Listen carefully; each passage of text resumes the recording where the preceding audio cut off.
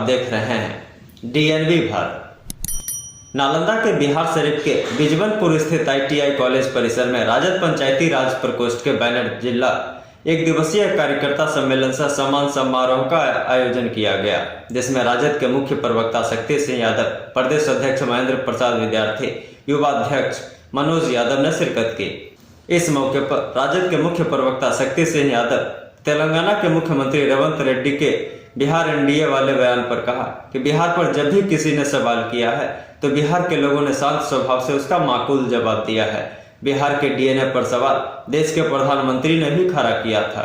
बिहारियों को किसी ने भी दूसरे नजरिए से देखकर अपमानित किया है तो बिहार के लोगों ने बड़ी उदारता से उसका परिचय दिया है।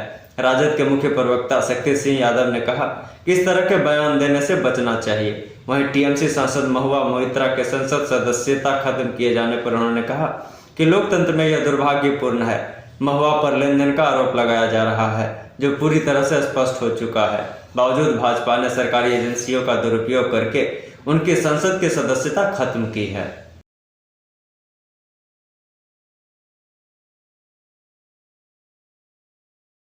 देखिए, बिहार पर जब भी किसी ने सवाल किया है तो बिहारियों ने शांत स्वभाव से उसका माकूल जवाब दिया है। और बिहार के DNA पर सवाल देश के प्रधानमंत्री जी ने खड़ा किया था।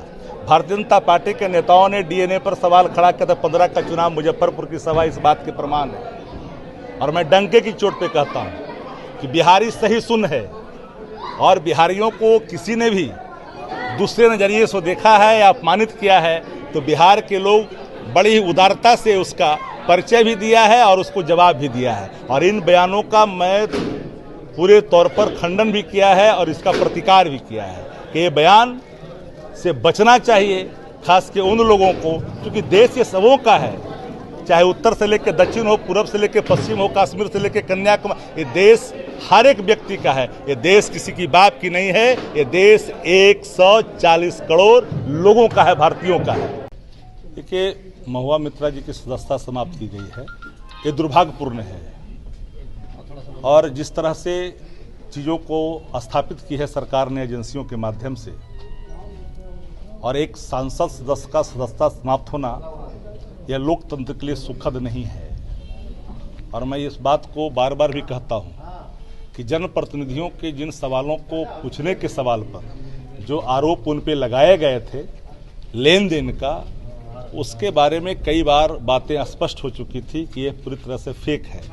बाबत भी एजेंसियों का दुरुपयोग कर करके अगर उनकी सदस्यता समाप्त की गई है तो इससे बड़ा दुर्भाग्य और लोकतंत्र के लिए कुछ नहीं हो सकता। किसको जिम्मेदार मानते हैं जो उनकी सदस्यता गई है? खास कर करके उन सत्ता में बैठे हुए जो केंद्र में हैं, जो एजेंसियों का दुरुपयोग करते हैं और दुरुपयोग कर करके अब सांसद की सदस्यता को भी समाप्त करने के लिए एजेंसियों का दुरुपयोग हो, तो इससे बड़ा दुर्भाग्य क्या हो सकता है देश के लिए।